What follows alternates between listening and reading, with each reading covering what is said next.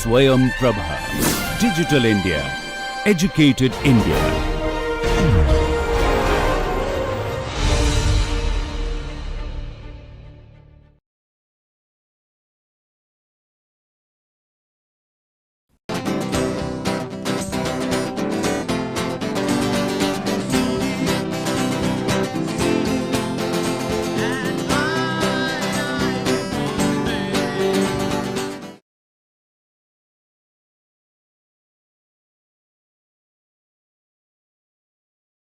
This lecture is titled Interacting Continuum of Classical, Folk and Modern Drama. This of course requires close reading and understanding of the previous lectures, but I think we do want to move forward with these ideas primarily from the point of view of playwriting. And therefore, we will also maintain a balance between natak and bhan, or plays with many characters and monologues with a single character. So, let me share the outline of this lecture, so that you are able to see the point of view that I am trying to share with you. The first part is devoted to this idea of interacting continuum of classical, folk and modern drama, where we will explain these terms clearly to you, and we will also point out how this process has been a very complex set of exchanges between various countries, and also within the countries between different languages and aesthetic practices. We will then move on to show the outcome of these encounters by way of textual details. We are trying now to develop momentum in terms of textuality, so that you can also have some sense of how a full script works out. Due to copyright reasons, we have not been able to do that to our satisfaction, but I think in the next two lectures we would have taken care of some of this difficulty. So, the second part will deal with post-colonial adaptations and interpretations, and once again we would move from natak to monologue, and in the third part therefore, our focus will be on monologues. At no point do we want to give up the term dialogue, because I feel that theatre or drama is inherently a dialogic form, in the sense of trying to develop a dialogue between the performers and or a performer and the audience. So, it is always a very dynamic process. We have shared these ideas with you earlier, and therefore, even while talking about monologues, I really do not want to give up this sense of dialogues. So, this is the way we have structured this lecture, and first of all we would start with this idea of the continuum. Why is it that we have been harping it time and again? That is because often students ask us, and these are of course very earnest questions. They ask us about a worldview. How do we develop a creative outlook? How do we develop a creative worldview? And that is a very difficult question to answer indeed, but it is, as I said, a very earnest question, and therefore, when we talk about these encounters, these exchanges, these dynamic layerings between different kinds of traditions and historical periods, because many of them have emerged in different historical conditions, but the aesthetic forms have remained. The times have changed, but the aesthetic forms have remained. So, I think what we are trying to suggest is this need for a great deal of alertness in terms of locating yourself within the complex cross currents of your own location, the complex cultural cross currents, and not really keep your options very limited. This is what we are trying to suggest, and we also feel very strongly that one way of trying to understand how to develop one's own creative outlook or a very sustainable, dynamic way of dealing with one's own potential and creativity is to also read other important writers and realize or notice that there has been tremendous creative tension, especially in the Indian writers, Indian playwrights, by way of the indigenous traditions, which are so rich, so prolific, but they come with a particular world view, and also the impact of Western forms, which of course within drama we will try and locate what exactly that means in the next slide. For example, when we talk about these key terms like the classical, the folk and the modern, we have also earlier mentioned to you how, so far as drama is concerned, the classical was also invested in the dominant world view. Although it does seem to be inclusive when we read Kalidas, it is not as if it is a complete wiping out of different kinds of people, but the focus is definitely on dominant value systems of that time, and I will not go into that in too much detail. But it is also linked in various other forms that developed around it, apart from written plays, other forms like dance drama or by way of other theatre practice. What it really continued to do is to have a vibrant relationship with ritual and devotional traditions.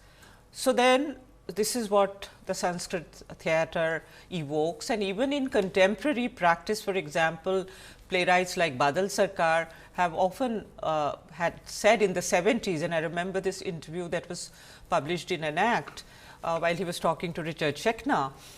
He pointed out that he is not inspired by the classical traditions because they seem to him obscurantist. That was his position at that point in time.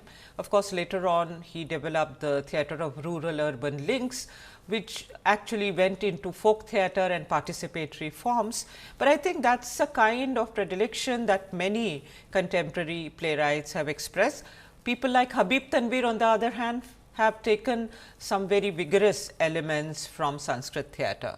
But in other words, I think the issue of content and issue of form cannot be separated very easily, and that is why there are a lot of issues when we begin to talk about examining these forms, and when we suggest to you that you should look at multiplicity of aesthetic practice that exists in the country. It is really not an easy situation, because each of these issues come with as I said, the world view and also the attendant political, cultural problems that may emerge out of this confrontation. So, of course, Sanskrit theatre, it does in its own way exists in practice even today, and then you have the folk forms which we have discussed earlier. I do want to add to it though, because during the period of colonization, the folk forms were actually labeled as the intermediary forms, because in addition to their loose structure, the folk forms have been known for their episodic loose structure. What happened to these forms is related to the vigor of the political will of the people. So, the intermediary forms, the folk forms became intermediary forms, much more political in their intent. They were anti-British and they were powerful, they were robust, and the British were shaken by them, because wherever they applied censorship in other domains or they curbed people in other domains, theatre had at that time become a vigorous mode of critiquing the British system, protesting against it very, very stridently. So, I think it is very interesting to note that this element also of constant change within each form, because it reflects the will of the audience and the will of the playwright, the will of that historical period, if you will. I think that is something that one should take note of, and a lot of street theatre that we see today, is also in that sense intermediary. It is political in intent, it wishes to make a point, and it also is very loosely structured. Modern theatre, on the other hand, really was based on the influence of prose plays that were written in the West before they were written in India, and these plays were often problem plays. That is, they identified, like in the plays of Ibsen or in the plays of Strindberg, and to some extent in the plays of Chekhov, some important issues of social importance, and they placed the individuals within those issues of some social magnitude. And therefore, I think this modern theatre initially was highly influenced by the Aristotelian model, which indeed Ibsen to a great extent, Strindberg to some extent, and Chekhov to a lesser degree. All of them function within the Aristotelian model of a sort of fast moving plot and also a sense of causality that was very important in understanding the problems of the modern character. But gradually, of course, this also got modified, and then you had in 1940s Bertolt Brecht, the great German playwright, who questioned the Aristotelian pattern very vigorously and created epic theatre with its own outlook of sort of provoking the audience into thinking, and he was influenced by the classical Asian model, the No theatre in Japan, and he also was influenced by the range and power of epics and also some of the theatre forms in India. So, then in other words, this is also not a very simple scene, and when we talk about the continuum, I think we should also include this tension with Western forms. It is a creative tension, and I think in that sense, it is a very productive situation when you begin to write and you begin to think about the forms, because the forms also in some ways will help you flesh out the content. So, now this balance that I earlier talked about, this balance between Natak and Bhan from Bharat Muni's category of 10 types of plays, we have singled it out primarily because it creates resonances for us in terms of drama as a full-fledged many act play with lots of characters, and then Bhan with the focus on one single character. So, please do not look at it in a very literal fashion, but also see the wider ramifications of these two forms and see which one appeals to you, although I think you need to understand both. So, as I said that textually, although we have a certain limitation right now, but I thought what we could also do now is to show you how, because it is not a simple process of looking at just any model, you pick it up and you begin to use it. It is not a simple process. So, one way of doing this is to suggest some critical reading to you based on reading of Shakuntalam. Since we have undertaken that in the last lecture, we thought we can build on this. And so, let us look at critical readings of Shakuntalam. We would like you to read the full play either in Sanskrit original, if you can read Sanskrit, or in translation, but we would also recommend a play, an essay by Rabindranath Tagore, which we have listed here, and we would only be able to give the excerpts from this essay. So, you can try and build the total picture by looking or reading this essay, after reading the play, forming your own opinions, reading this particular essay, and then in turn we will place Romila Thapar's reaction to Tagore's essay on Shakuntalam. So, that will give you some idea about the critical process that is involved in taking a position by way of combining various elements of existing traditions, because the content and aesthetic form cannot be separated very sharply. So, now this is what Tagore had to say about Shakuntalam. First of all, Tagore went back to Kalidas time and again, that has been well documented. So, this is what he has to say about Shakuntalam, the play, and Shakuntala, the protagonist. Kalidas has let his hermitage bred youthful heroine follow the unsuspecting path of nature. Nowhere has he restrained her. So, he is trying to sort of map his response to the play and also the transformation that occurs in Shakuntala. Now, as you know, in drama, it is very important for the playwright to show a situation of conflict.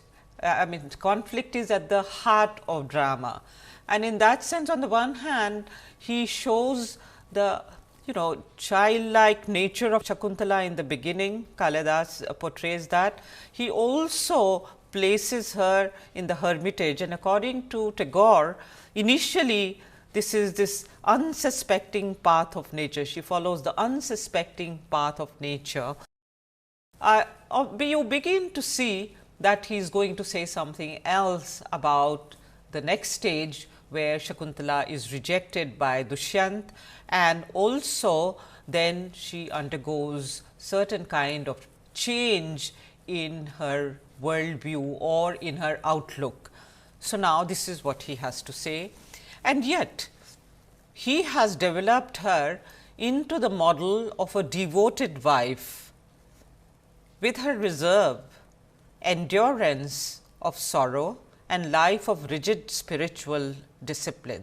This is Tagore's take on this second phase of Shakuntala, because she is forced to reflect about her own condition as a woman, spurned, and also a mother.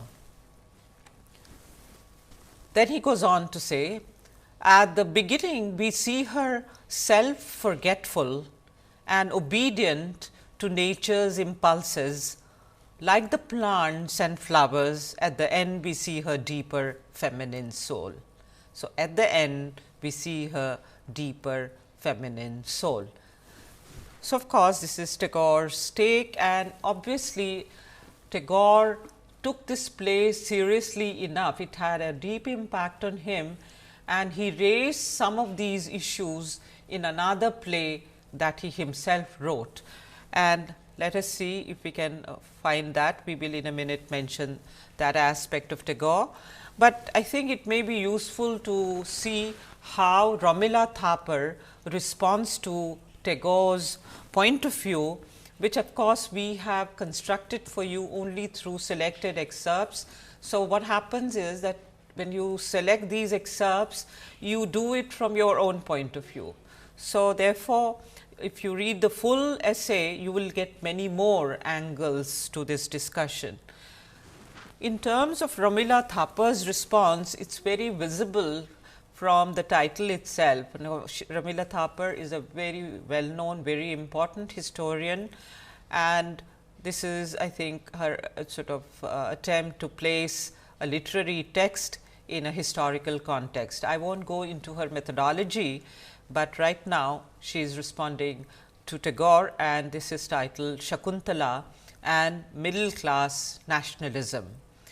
She says that Tagore treats the play as an allegory. He is of course free to read it differently.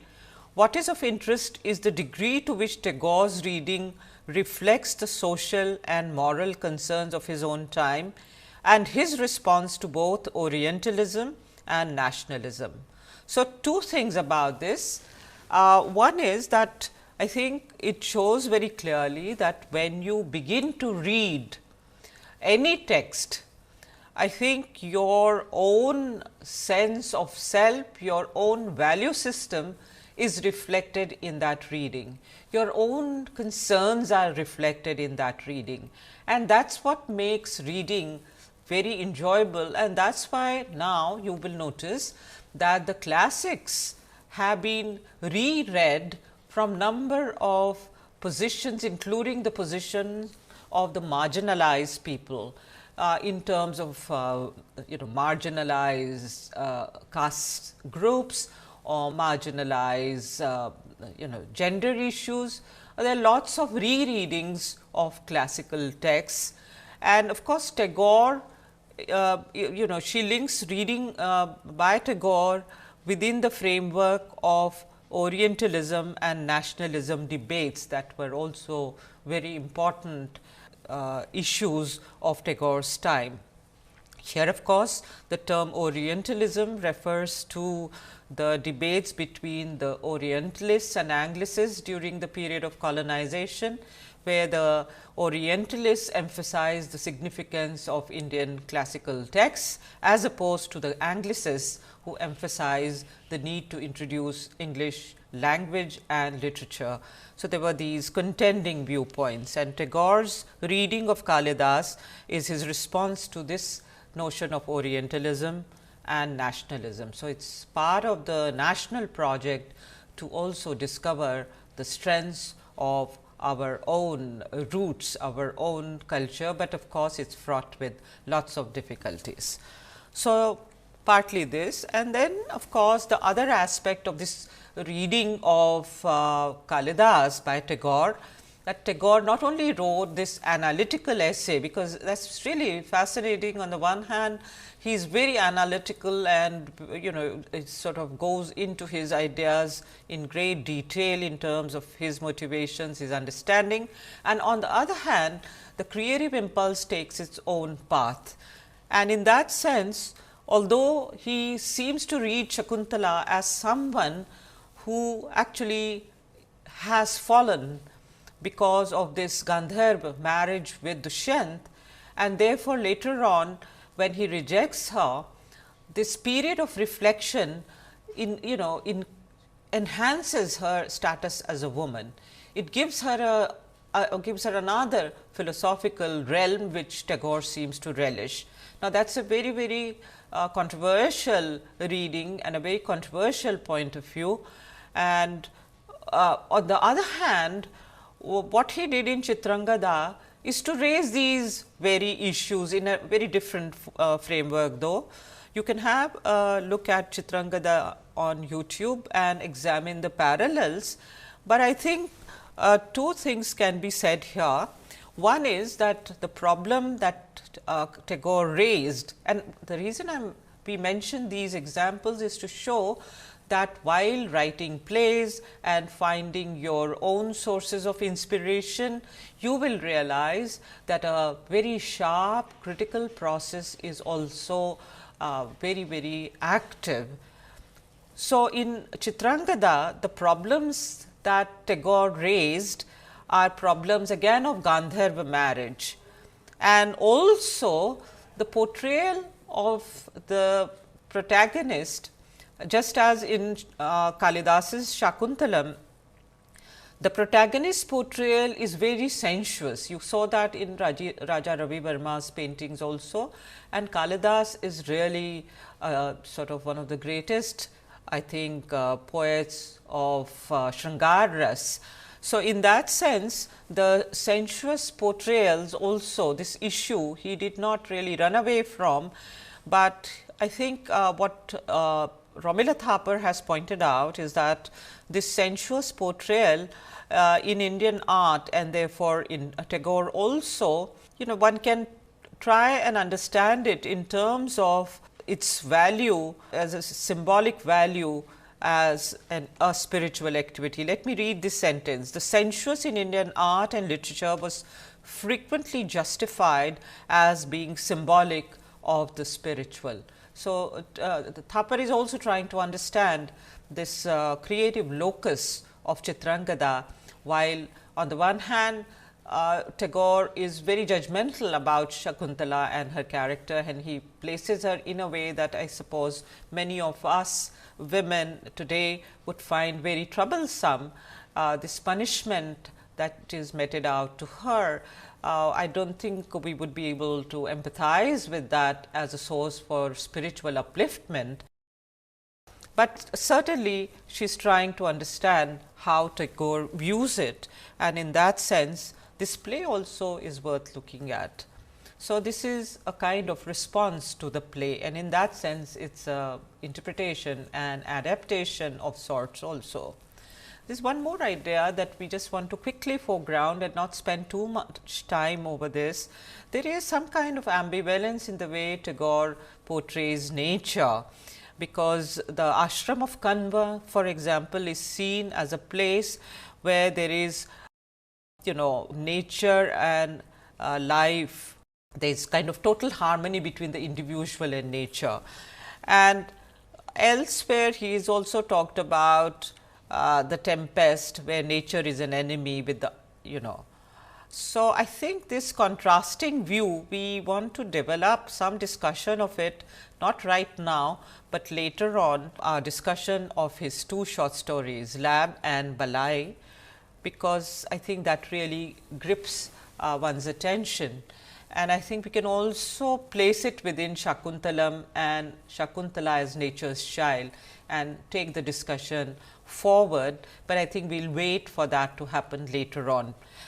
The other thing that I think one cannot quite ignore is the sense of a gender divide in Shakuntalam. As I said, as contemporary women looking for empowerment, I think it would be difficult to accept this viewpoint that the responsibility of the Gandharva marriage is totally on Shakuntala, and therefore, I think what I would like to do is to give you not just an analytical response, but a creative response in terms of how this whole tradition of the classical sort of male gaze, how at least personally I have responded to it, because this is not just a response to Shakuntalam, although it is a response to Shakuntalam and the weight of a tradition that she feels, and on the other hand also classical Sanskrit dramaturgy with the Sutradhar at the center. And again, the absence of either a director as a woman or absence of the Sutradhar as a woman, absence of a woman as a playwright in that period. And in that sense, I would like to share this creative response very briefly with you from this play that I have written, and in lecture 11 of module 2, some of the students had performed it. They had read the first act. I am reading the prologue and the epilogue mainly to point out the attraction of Sanskrit theatre, because it does have metatextual elements that are fascinating, and at the same time the thematic weight and also the structural weight which is tilted in favor of men. So, this is a response. I mean, you can also view this response critically, accept or reject it, that would be perfectly fine. So, here is the prologue of A Dream in 3 Acts. Locale near a forest. The play begins with the appearance of the Sutradhar, who is dressed in conventional style, in impeccable dhoti, kurta, shining red turban, a string of pearls on his neck and a formal silk shawl on his left shoulder. A woman should play this part in an agonized manner. She will reveal her actual female identity later on. The Sutradhar, in a compelling and authoritarian manner. Namaskar. From Kalidas to Karnad, I have invoked the gods for unhindered completion of our play. Imitates the prologue of Shakuntala. 8 forms has Shiva, Lord of all and King, and these are water, first created thing, and fire, which speeds the sacrifice begun, the priest, and times dividers, moon and sun, the all embracing ether, path of sound, the earth, wherein all seeds of life are found, and air, the breath of life, may he draw near, revealed in these, and bless those gathered here. Pauses and then enacts the mudra of Ganapati and recites the prayer from Karnad's Hayvadan. After this meditative offering, I am leaving out that prayer. After this meditative offering, the Sutradhar's expressions change as he hears sounds of footsteps. With alacrity, I hear footsteps. The theatre troupe has arrived. After a pause, but where are the kingly men and their bhartcharans, the twisted Vidushaka and the dasis? Instead, I see actresses, only 2 of them. I am not trained to manage a play of this kind. I refuse to be a party to it. Hides behind a lush tree, leaving the actresses anchorless. And the epilogue, that is the end of the play. The Sutradhar, who has been hiding all this time, watching the shifting scenes clandestinely, appears on the stage again. This time dressed in the same dhoti kurta, but the silk dupatta is worn the way dupattas are worn with salwar kameez. Instead of the turban, her hair is flowing opulently. The manner of talking is much more relaxed and communicative. The voice is mellifluous, somewhat unschooled. Sutradhar: oh, I am so tired. Why was I hiding all this time? I was partly awake, partly asleep, hiding from myself to play a role as per convention. But the actresses presented the reality that I know of and dreams that grow out of them. The play is over for the time being, but the dreams flicker like a diya on a stormy night. I am affected by this freedom of expression. Now on, I shall not abandon an all-actress play. Let me sing a new prayer for the audience, a new prayer of my own to celebrate this play. Sing softly, almost like a lullaby. I am leaving out that prayer, and with a gesture of namaskar, the play ends. So, this is my response to this whole sense of tradition, with also its thematic, I would say, weight. I'd like to move on to other examples. And as I said, you don't have to accept whatever is being presented before you. You can critique it. You can also examine it. Critiquing is possible only after examining the ideas, but you really don't have to accept them totally. Let's move on to other examples. In part B, we will look at some post-colonial adaptations and interpretations, and we will mainly mention some because we will not be able to talk about them much. I think it's really very interesting to look at Habib Tanveer's adaptation of Shudrak's Mritchakatikam. The title of that adaptation is Mitti Ki Gaadi, because as I pointed out earlier to you, I think Tanveer and Girish Karnad both actually owe a debt aesthetically and also in terms of the creative vision. They owe a debt to Bertolt Brecht, which they have acknowledged, and they are 2 very, very different kinds of playwrights. I think Tanveer is highly politically charged, and his plays also are really enhance your awareness of political issues. And on the other hand, Karnad is much more into the cultural politics of his times, but in Hayavadan and other plays, I think again he has acknowledged that he came to the folk traditions via this notion of alienation effect that Bertolt Brecht had developed with reference to his epic theatre. Interestingly, Brecht himself came to that notion by rejecting the Aristotelian prose plays of his own framework, playwrights like Ibsen, for example, their work, he completely rejected that model, and he felt that for the age of science, it was very important to write plays where the audience, which had already begun to question things around them, was provoked into thinking. And so the playwright and the director of any such play should not take the audience for granted, whereas in the modern Ibsen kind of theatre, the audience went to theatre identified with the middle class characters or the proletariat characters that were presented, if this was a play exclusively devoted to proletarian themes.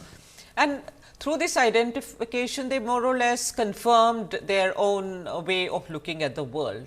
Whereas, the kind of theatre Brecht wanted to build was theatre which would awaken the audience into thinking. So, all the thoughts are with the audience, but he through theatre, through aesthetic practice, through entertainment, their own consciousness would be awakened. So, both Karnad and Tanveer in their own very, very different ways acknowledged that they really came to the aesthetic structure of folk tradition, which is, as I said earlier, also it is loosely structured. It is also much more questioning in terms of the world around. So, they came to these forms via Brechtian notion of certain amount of critical distancing and also complex seeing.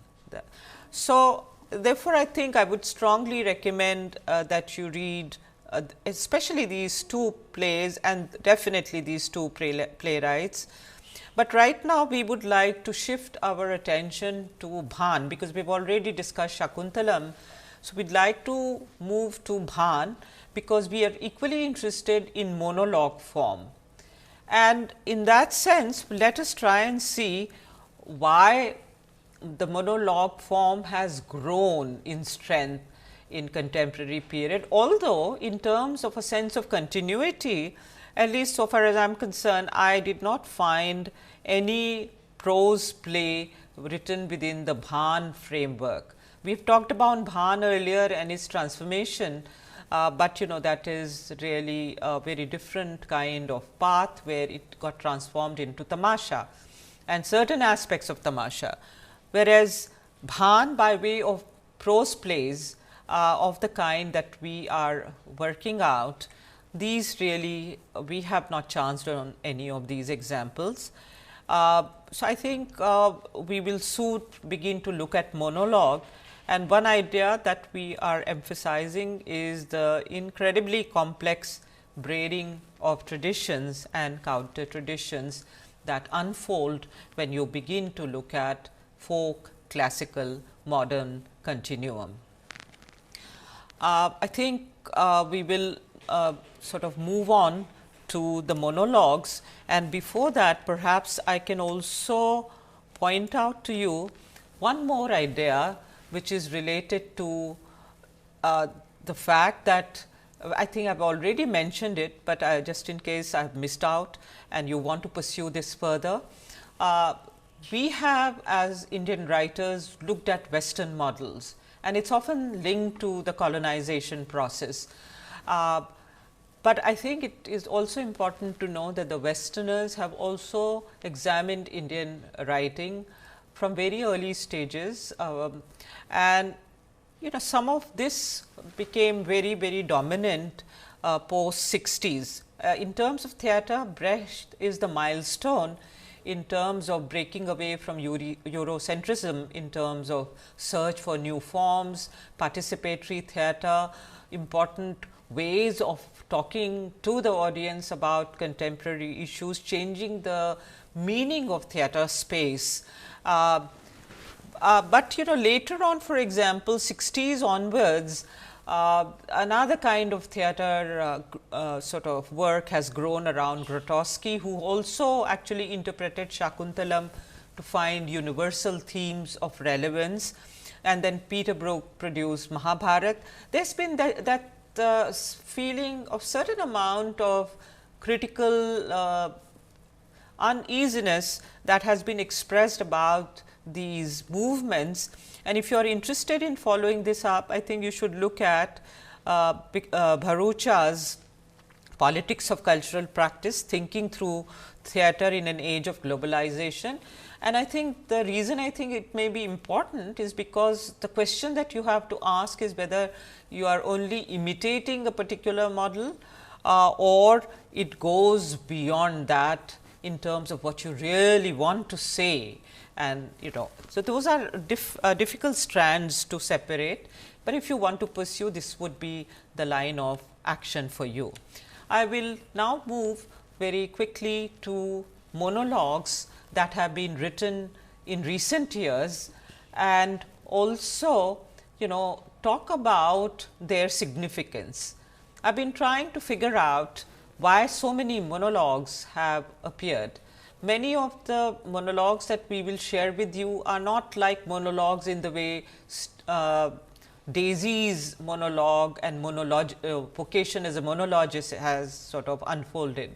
These are playwrights who in addition have also written monologues. So, that makes for interesting combination and contrast.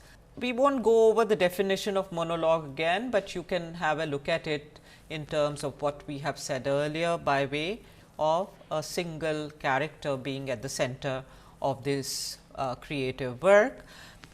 And therefore, now let us see what is this new idea that what we want you to consider. So, in trying to figure out the reasons for this unfolding of monologues, I felt that maybe this idea that Tocqueville had mentioned in Democracy in America, and Robert Corrigan went on to foreground it in his excellent reading of modern drama in the book Theatre in Search of a Fix.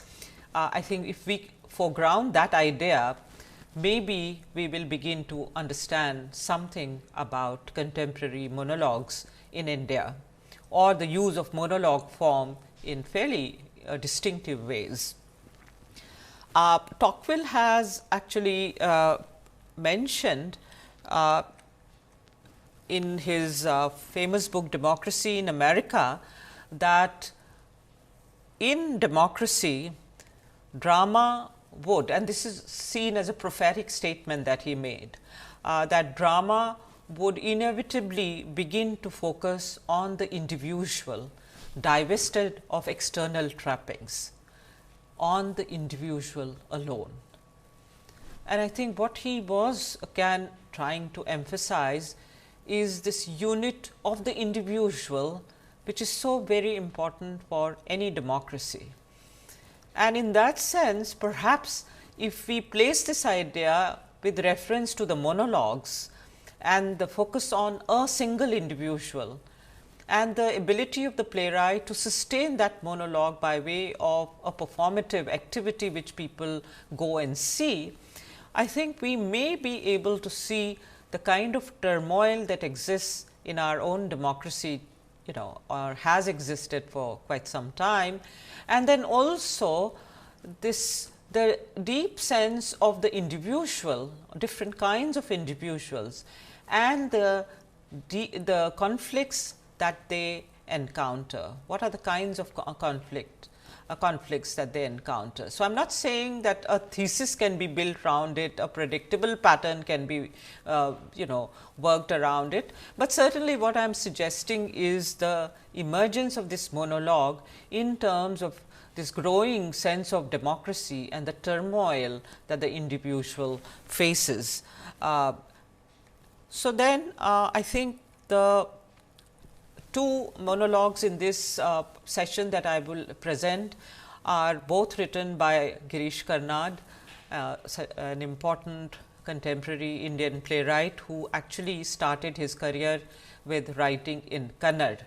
When he wrote Yayati, he mentioned, and this is a very, very vivid description, where he mentioned that he wanted to write in English and he wanted to be a poet in English. But when he sat down to write, and he was compelled to write, he wrote in Kannada, and also mythic themes just surfaced in his consciousness. So, that was the starting point of Girish Karnad's career, but in 2004 he wrote these monologues for the first time in English. That is a big surprise.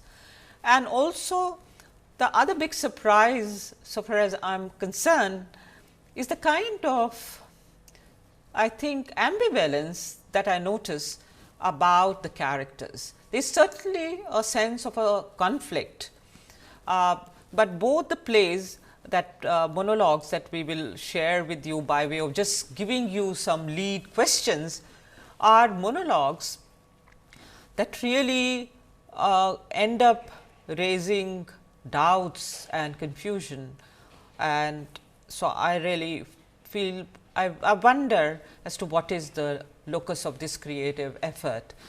The first one, Flowers, in some ways is very reminiscent of Sanskrit theatre, both in terms of the ritual oriented religious theme, the protagonist at the center who is a priest, and the sort of weight of that whole tradition that within which the conflict is located. But of course, it is based on a folklore. The folklores and the folk tradition also contains elements of the sacred. And then of course, the transition to the profane is also something that occurs within that tradition. So, this is based on folklore, and it shows the intense internal conflict in the character between his vocation as a priest and his longings as a man.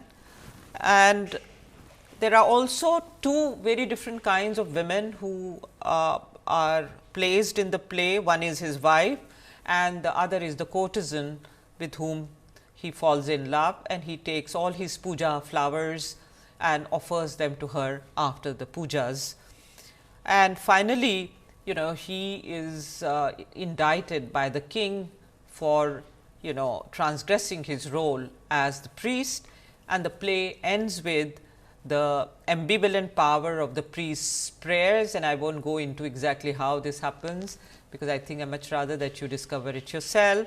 And finally, the play ends with self-annihilation as a resolution of the priest's internal conflict.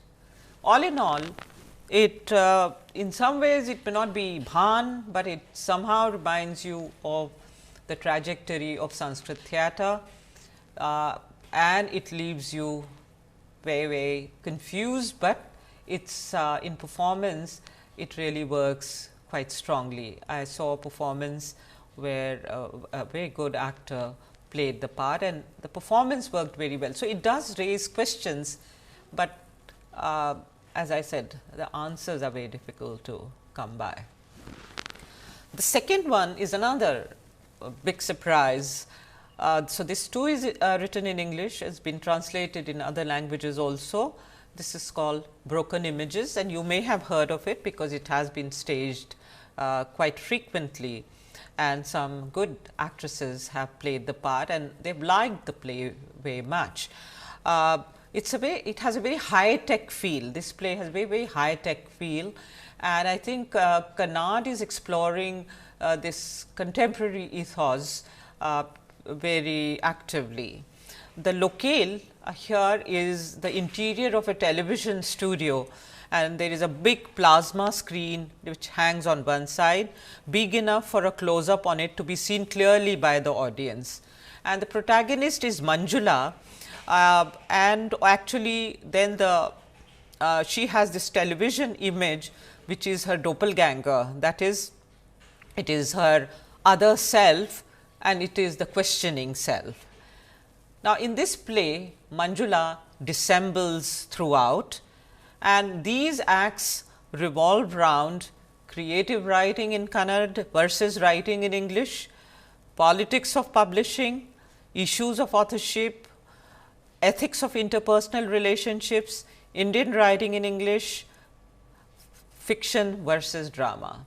I think the character is loaded with too many issues of significance, and I am not able to really fathom as to what kind of central issue of magnitude Karnad is trying to raise through the character of Manjula. Why the woman protagonist who actually used to write in Kannada, but then she steals the manuscript that her handicapped sister had written, and she passes it off as her own after the death of this sister, and then she stakes the claim to all the fame, the money that comes with this, and of course, loses her husband because he finds out that this is an absolute fraud, and so she loses on that front.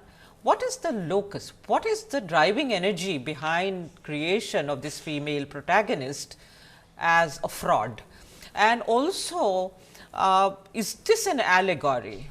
If this is an allegory, how does this work out? I think I will leave these questions to you, but the play in a certain sense has dramatic moments where this exchange between Manjula and her doppelganger, it sort of builds up, and slowly Manjula is forced to tell the truth and face the truth. And she sort of from time to time explodes in great anger because she does not want to be questioned. She just does not want to be held accountable by anybody. So, she is a very amoral, a very harsh, cruel protagonist, but this is the way I look at it. Some other actresses who did this part, they have mentioned that they found the balance between Manjula and her sister Malini as equal in dramatic power. I am not able to actually see that anywhere in the play. So, I think what we would do is to leave the reading to you. The script is very good, very well written, but the content, it really leaves you very confused.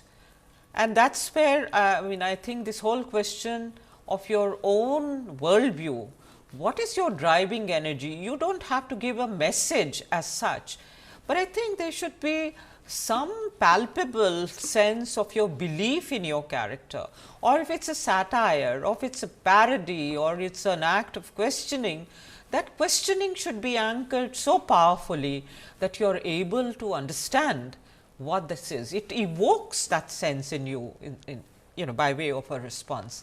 So, I personally feel very dissatisfied with both the monologues, although in some ways you can say these are very, very democratic themes about different kinds of characters. You can't wish away different kinds of people and different kinds of issues that have unfolded. The issue of immorality may also be seen by Kannada as an issue of globalization. I do not really know. So, I think you will have to figure it out, and if you get a chance to talk to Mr. Kannada, you can talk to him, or you can have your own take. We are very happy to say that in the next 2 lectures, we will be able to actually have a play reading by an important playwright, Ramu Ramanathan himself, and that is also an interlinked monologues in that play. He is a very familiar figure in IIT Bombay because he has come here time and again and done lots of productions, professional productions, plus also interacted with students. His play Mahadev Bhai was staged last year. So far as this particular play that is being presented to you in the next lecture, and followed by a discussion with the students between the playwright and the students. This play is 3 Sakina Manzil, the research for which was done by Amrit Gangar, and the play premiered in Prithvi Theatre in 2004. I think you will enjoy that session very much, and I think I really would like at the outset to thank Ramu for being so very generous with the script and the reading, and Pooja Asher for participating in the reading, and all the students who participated in the discussion. I think you will enjoy that very, very much, and we are so happy that we will be able to share one full play without any copyright issues, because the playwright has given us the permission and he himself is reading the play. So, I sort of look forward to that session, and you will notice all the things that we have already talked about, for example, hybrid language, interlinked monologues, and the rest of course, you will discover yourself. We just place the works cited list for you, and that is the end of this session. Thank you very much.